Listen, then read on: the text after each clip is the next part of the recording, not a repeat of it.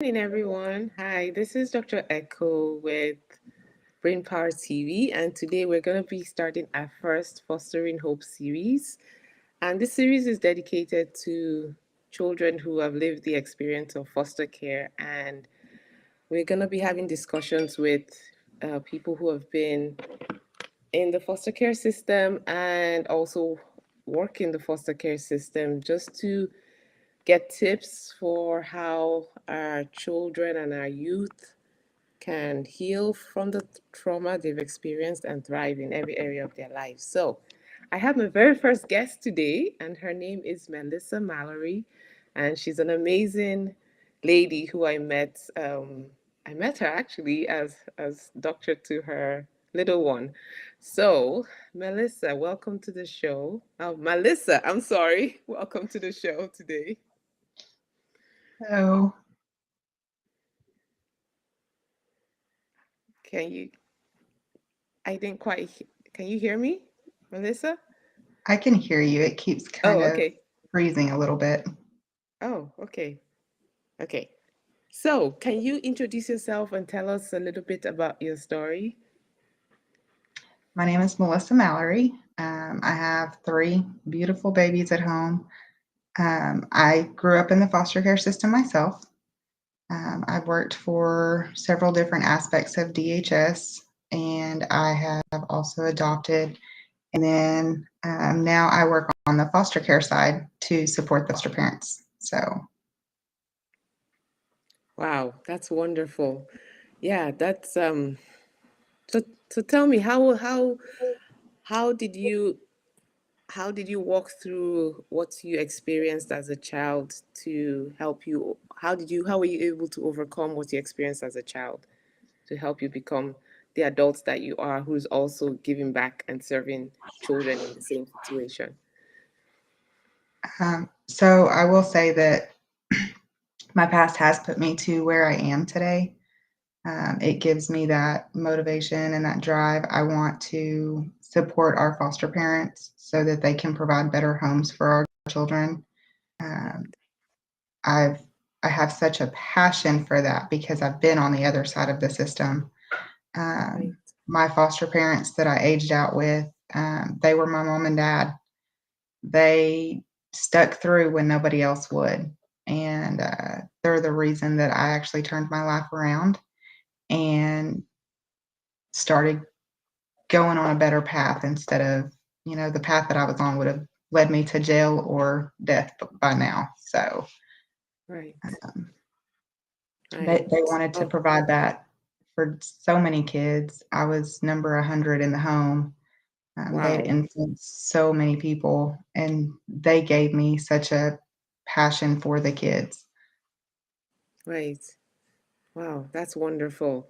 So, can you tell me some specific ways in which they helped as foster parents, um, that that you have done this, that something that you took away, something that's as like as a tip to another foster parent, like things that they could do for them, for their own kids to help them.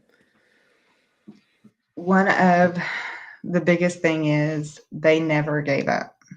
I was one of those difficult children Right. that tried everything to get kicked out. I did not want to get attached just to have to leave again. That's what a Right. lot of our kids go through. Yes. That's what I personally went through myself. And no matter what I threw at them, they continued to love me and care for me and made sure that I wasn't able to give up on myself either. Um, Right. That's so powerful. Yes, not giving up. And because children will often not be able to tell you what their trauma or what they're facing, but they will show you in their behavior. And it's yeah. being able to look past that behavior and understand that this is the child's way of showing you that they need help, their way of asking for help, right? Even though Yeah. you never would say that out loud. My foster mom, when I first got there, she had told me that my past could either make me or break me. And if I Yes. wanted to use it as a crutch, then that wasn't somewhere that they could help me.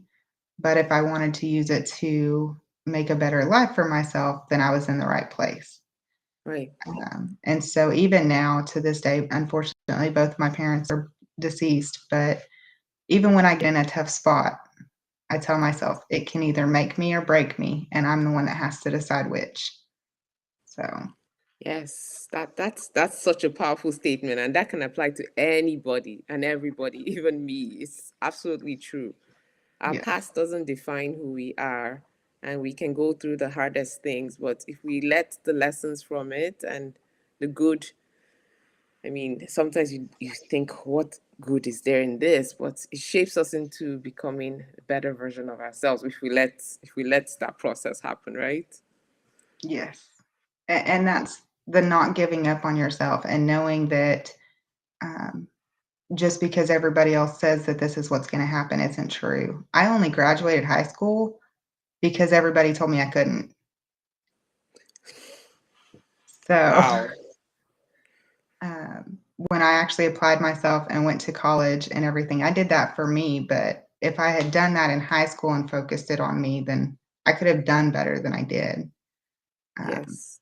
but it was more of a, I'm just going to prove everybody wrong and graduate high school like they said I couldn't. So Right. And kudos to you for doing that. And that's so important that we take the negative statement that's said to us and turn it around for good. And see, it's paid off for you, right? Because you decided to do something for yourself. And I that's did. yes, that's wonderful. And so that's a tip for parents, foster parents, please.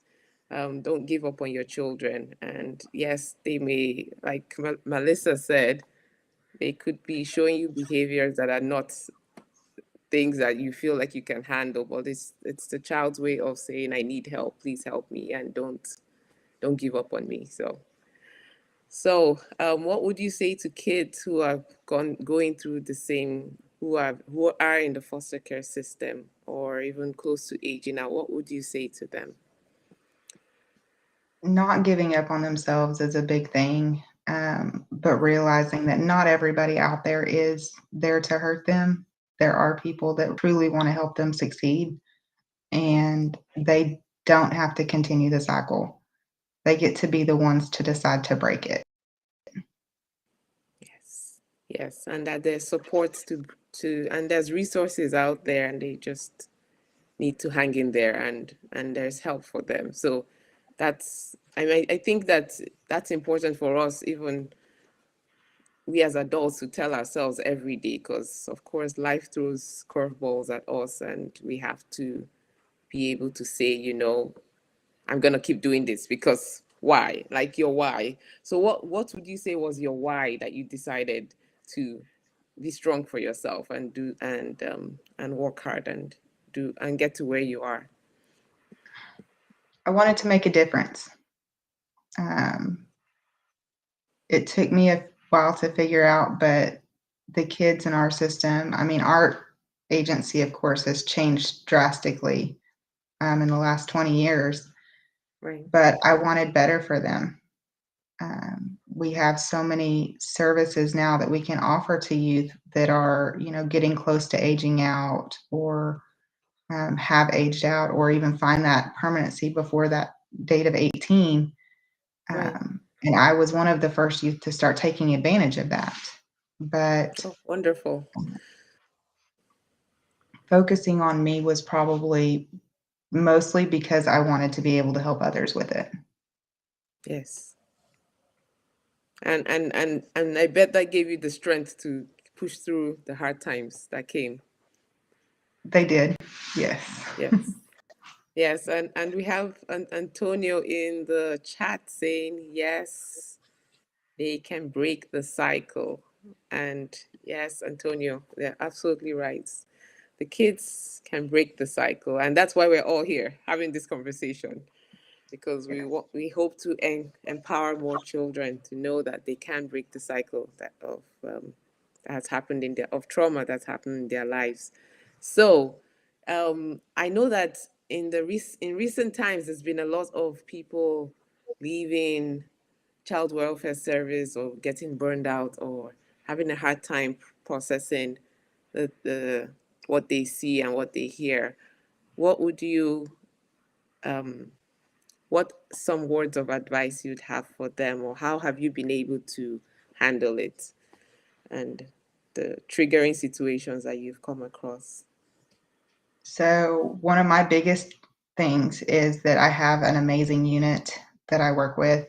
We're able to rely on each other, but also learning what you need to do to take care of you. When you get Right, in some of those moments that can be triggers, especially for somebody that's been through those kind of traumas, for me, I right, have to kind of take a step back and remind myself that's not me. I'm here. I need to take a moment to ground myself before I can focus on what that child needs. Um, right, there have been situations where it was something that I wasn't able to work on myself because of the triggers for me, but I had an right, amazing unit that stepped up and took that over for me. right. Okay, and so what are some things that you did as an individual to help yourself be grounded and so that you could, there could be a barrier between you and the triggering situation so you could better help the child? So if I have, say, 10 minutes to just take myself away from it, completely walk away, leave it at the desk, um, take that time just to focus on me, whether it Right, be go outside, smoke a cigarette, kind of go walk to talk to somebody else about a completely different situation, to leave that one there. And then if it's something, like I've dealt with it today, I'm not going to touch it again until tomorrow. That's where a lot of the self care comes in. One of my favorites is having a bubble bath and just sitting and reading to block everything else out. Um, and then in some situations, I do process through it with my therapist as well. okay. So let's talk about having a therapist. Now, do you see that as a sign of, I mean, a lot of people see it as a sign of weakness to say, oh, I'm in therapy. I'm in therapy. And I tell everybody. And that's what I tell my teenagers when my patients, I say, when I'm talking to them about therapy and they're giving me the side eye, and I say, listen, I'm in therapy too every week. Do I look crazy? No, I'm not labeling you. It's just helpful for you to be able to process those things that you feel so that we can have you excelling in your life and so you don't stuff them in. So can you please speak about the importance of us taking care of ourselves by going to therapy? I will be honest, up until a little over a year ago, I didn't think I needed it. I thought the past is the past. You can't change it, so why dwell on it? You just have to move forward. Um, but it has been so instrumental in helping me find who I truly am by Right, processing through that trauma that I went through. right, You can't just hide it, you can't just push it away. You actually need to deal with it to be able to function the way you're supposed to and not just be a robot going through day to day life. Um, right. I honestly feel like everybody needs some kind of therapy, even if it's just maintenance. I'm a huge Right. advocate for it now. There is actually a program called Green Shoe that works with mental health for anybody that experienced trauma between the ages of 0 and 18. Um, they have to be 21 to enter. Right. That is such a great program. I got so much out of that week that I went up there. I'm a huge Right. advocate for it because I know how much it can help others, especially those that have been through significant traumas. Uh, Yes.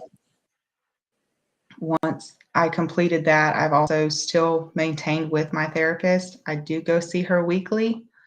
I might be going to twice a month instead, but it's something that if I need to go back to once a week, I'm going to be honest with myself and go do that for me. I don't do Yes. it for somebody else. I do it for me because it's such a powerful feeling to be able to get through that and not have that past have a hold on me anymore. Yes. I love that you just said, I'm doing it for me. And Yes. so that the past doesn't have a hold on me. So many people are chained down in their past. It's like this bungee. cord around them that when they want to move forward, it's jerking them backwards because they're not dealing with it. But you're absolutely right. We have to deal with what it is full out so that we can help, so we can take care of ourselves, and so we can help the people that are placed in our care, because there's absolutely no way you can really take care of anybody else unless you connect with yourself and heal from whatever has happened in your past. So thank you for saying that. And I'm sure in your job as child welfare worker, you tell this to the foster parents, because, and that's why I'm here talking to parents. I'm a pediatrician, but I know it's so critical to talk to parents, because I feel like if foster parents themselves have trauma and they haven't dealt with it, then when the foster kids come into their home, they can very easily get trauma triggered, and then this child can also feel re-traumatized again, right, in the home. Yes, and that's one of the big things is making sure that you're where you need to be before you can take care of others. Yes. Due to recent traumas in my own life, I had to be able to say, I need help, not just for me, but at this moment, I cannot parent my kids and I needed somebody to help me. I have an amazing support system. My sisters and some friends of mine have 100% stepped up, and they've been there for us through all of it. Right. But I can't be honest with myself and say I'm not in a position to parent right now. I'm just doing my kids more harm than good. Uh, Yes. they deserve to be able to have somebody there that can focus on them. And at certain points, I wasn't. And so the biggest thing for me was having to learn to say, I need help and Yes. not feeling guilty to myself for it. Yes. Yes, absolutely. Because for us to foster resilience for kids, it has to start with us parents and Yes. us caregivers and us childcare workers, all of it, healthcare workers, everybody. So I am so glad you have stayed true to yourself and your in process. I mean, it's a daily process of finding who you are. And Antonio says, let me show you what he says. He says, "Thank you so much for your transparency." So, yes, I agree. Thank you for being transparent and making it clear that we have to take care of ourselves first, and absolutely no guilt there. Right, so thank you for that. So, oh, yes. Oh, he also said therapy is not a sign of weakness. Yes, you're To absolutely me, I right. honestly feel as it's a strength if you're willing to be able to say, this is what I need to do and follow that instead of worrying about what others may look at you or say. Yes, absolutely. Yeah. Um, People's opinions of us will hold us back from what we need to do for ourselves, of healing, of what we need to do in the future for others. Because the reason we are here on earth, right, is we all have a purpose. We're all here to serve others, but we have to serve ourselves first and then serve others, or heal ourselves and equip ourselves first. I meant to say, and before we can really help others. So that's wonderful. So, what are ways in which um, tell me some specifics, like what do you tell the foster children that you come in contact with? What do you what how do you build them up when you are in contact with them? So, some of them, depending on the age range, especially my teenagers, when I've uh, gone out with them, I don't want them to feel like this is how it's supposed to be, this is how it's always going to be.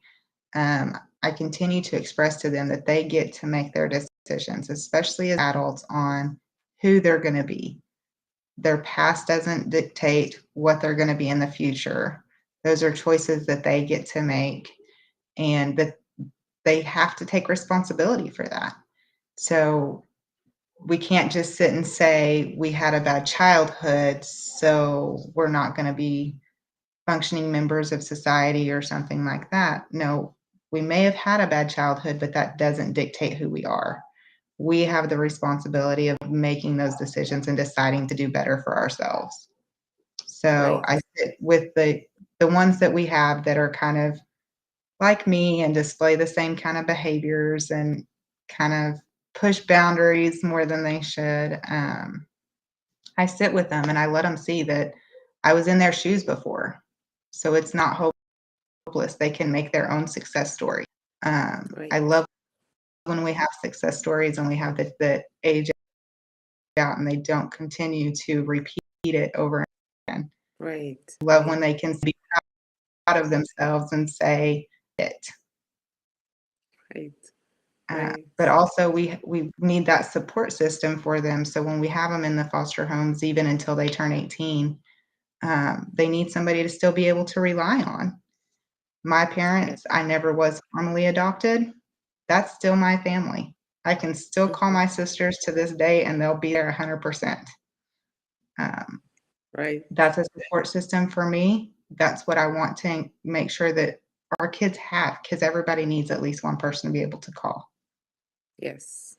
Just one. One good one. That's it. Yes. Yes. Yes. Yes. Thank you so much for that. And so for kids aging out of the system who don't know where the resources are or who are not sure, what do you, oh, they don't know what the programs are out there that can help them. What would you say to them? Contact that worker. If you don't know who your caseworker is or you don't even have a good relationship with them, contact state office, ask them to put somebody in contact with you. Say, I'm aging out of the system, I need some help with some resources, or even your local agency. We Right. have so many workers that just want to focus on how to help these kids that we don't care if it's a kid on our caseload or not. We want to give that information out. Right. We want to make sure that they're all successful. So, talking to your current worker, contact your local office, see if there's somebody there that'll uh, put you on the right path and who you need to talk to. But Right. like I said, just because it's not your actual worker, we don't mind helping at all. Oh, okay. That's good to know. So the kids know they are not stuck. There's always somebody that they can talk to. So thank you for that Yes. tip. That's really important. Okay. So yeah, are there any last words of wisdom, of encouragement, of that you have for foster parents and or foster children, and even bio parents who might be listening to this?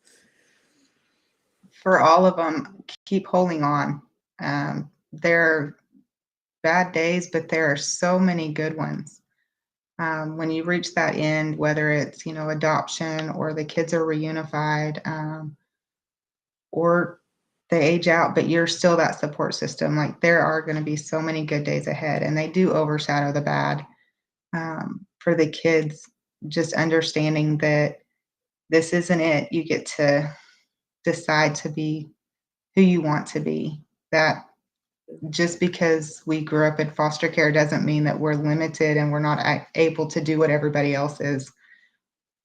You really do get to choose who you want to be in life, and you are strong enough and smart enough and you can go get whatever goal that is that you want to have. Don't let Yes. anybody else stop you. Yes. Yes. Amen. And I agree with every word of that. Yes. Please. You are the future and there is nothing you can't do if you put your mind to it, regardless of what anybody told you. And so for all those people who told you you couldn't go finish high school, here is Malissa. She is amazing and she's doing well for herself and her family. And there's a question here for you actually. Before we go, he's Antonio says, when a child ages out of the system, what would you say is one of the biggest challenges? So it's kind of dependent on the child itself. I actually have spoke at a conference where we had me who had a huge support system and pushed me to go to college and helped with, filing the FAFSA and all that. And then we've had other kids who've had no support and didn't know what steps to take after that. Excuse me. Um, it really kind of depends on each child specifically. For me, it was worrying about that failing and not having somebody there or being a disappointment to the ones who have always backed me. Right. Right. And so I guess back to what you said about the children who may not know where the resources are or what the resources are that they have access to is, even if you don't have a good connection with your current worker, you can call the office, the state office or the local office, or you can go there and ask for help, and there will be somebody to help you. Um, Yes. There's going to be at yes. least one person in each office that is going to be focused on what that kid needs, whether it's on our caseload or not. Right, right. And that's so important. I think we need to get that message out to the young people aging out. That's we are here. There's resources, there's help for you. You're not alone in this journey because lots of them feel like they don't even know where to go. And so they end up with I mean, you know the statistics. It's like stuff stacked, but um I mean, I we that's why I'm on here, and that's why you're on here today, and that's why we're talking about this because yes, the statistics are terrible, but even if we just start helping, even if one child hears this and then they can tell their friends, and the more we talk about this, we can help our children go from like disappearing into the cracks to thriving, and I know that's absolutely possible. So Yes. and I mean you're a living example that is possible. So whoever is listening to this, we're here to support you, and just reach out and know that asking for help is not a sign of weakness. Asking for resources is definitely not a sign of weakness, and that there's help for you. So yes. And take advantage of those resources that we have out there. That's what they're here for. We want you to be successful, and we want to help in any way that we can to help successful. Yes, I agree. Okay, wonderful. So thank you so much, everyone who has watched and participated. Thank you, Aram Perry. He said, "Amen." I think that was to something we said previously. But thank you so much, everyone, and thank you, Malissa, for taking time out of your day today to come and talk with us. And wishing you the best in the rest of your journey and your beautiful children. Say hello for me. I will. Okay. Thank you so Okay. much for having me. I'm looking forward to the rest of this series. Yes, you are welcome. And okay, so have to all our listeners out there, spread the word. Be kind to a child you see and a young person you see who might be struggling. Just now you know some information that you can point them in the right direction. And looking forward to the rest of the series that we'll be doing. And just you take care and remember, your past does not determine your future, and there is absolutely nothing you can't do if you put your mind to it. So, have a wonderful day, everyone. Take care. Bye. Bye.